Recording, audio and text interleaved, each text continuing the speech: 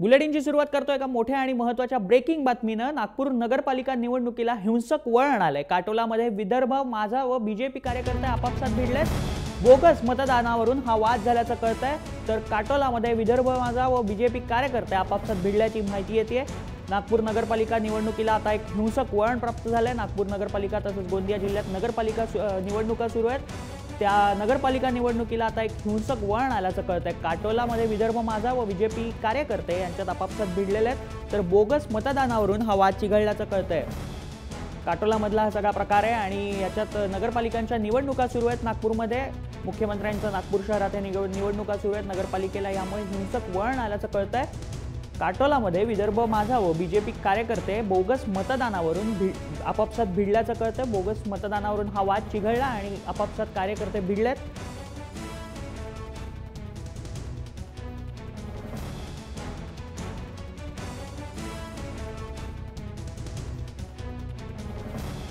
तर हा सगळा काटोलामधला सगळा हा वाद आहे। काटोलामध्ये विदर्भ माझा व बीजेपी कार्यकर्ते आपापसात भिडलेत। बोगस मतदानावरून हा वाद चिघळल्याचं कळतंय। नागपूरमधल्या नगर परिषदेच्या निवडणुका सुरू आहेत आणि याचबाबत आपल्याला अधिक माहिती देतात आपले प्रतिनिधी तुषार कोहळे। तुषार, काय झालंय नक्की, काय सांगशील?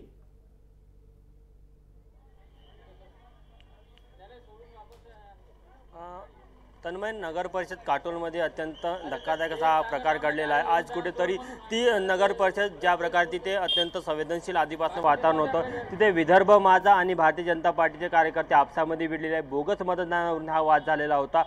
जे चरण ठाकूर यांचा जो विदर्भ माझाचा गट यांनी आक्षेप घेतला होता की भारतीय जनता पार्टीचे कार्यकर्ते सत्तेचा दुरुपयोग करून बोगस मतदान प्रक्रिया राबवत आहे। त्यामुळे चरण ठाकूर यांचे जे कार्यकर्ते होते ते विदर्भ माझाचे जे कार्यकर्ते होते ते बीजेपीच्या कार्यकर्त्यांना धावून गेले आणि त्यामध्ये एकमेकांच्या गाड्यांची तोडफोड केलेली आहे। पोलिसांनी मध्यस्थी केली, त्यामुळे तो जो वाद होता तो शांततेमध्ये निवडला। पण जर का पोलिसांनी मध्यस्थी केली नसती तर तो वाद आणखी वाढला होता। आता सध्या तिथे परिस्थिती शांततापूर्वक आहे, पण तणावाची परिस्थिती आहे। तन्मय, निवडणूक आयोगाने काही ऍक्शन घेतली आहे या सगळ्या प्रकरणात?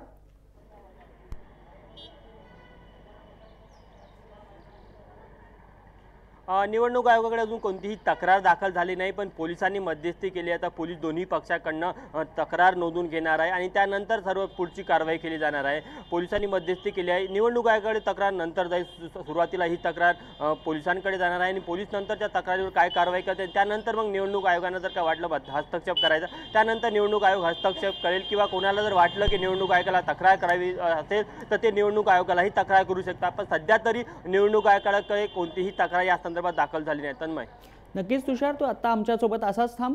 वळत पुढील बातमीकडे। विनी विधानसभा मानल्या गेलेल्या नगरपरिषद नगरपंचायतींच्या चौथ्या टप्प्यातील निवडणुकांच्या मतदानाला आता सुरुवात झाली आहे। नागपुरात 9 नगरपरिषदांसाठी आणि गोंदिया जिल्ह्यात गोंदिया आणि तिरोडा नगरपरिषद अशा 2 परिषदांसाठी मतदानाला सुरुवात झाली आहे। नागपुरात 4 तासात 15.68% मतदान झालंय। तर दरम्यान या मतदानाला नागपुरातील निवडणुकीत मुख्यमंत्र्यांची प्रतिष्ठा देखील पणाला लागली आहे। राज्यातील इतर ठिकाणी झालेल्या पालिका निवडणुकीत भाजपची सुरू असलेली विजयाची घौडदौड नागपूरमध्ये कायम ठेवण्याचं आव्हान मुख्यमंत्र्यांसमोर आहे। तर नागपूर जिल्ह्यातील कळमेश्वर नगर परिषदेच्या मतदानाचा आढावा घेतलाय तुषार, काय नक्की आढावा घेतलाय आणि काय सांगशील, कसा प्रतिसाद मिळतो एकंदरीत?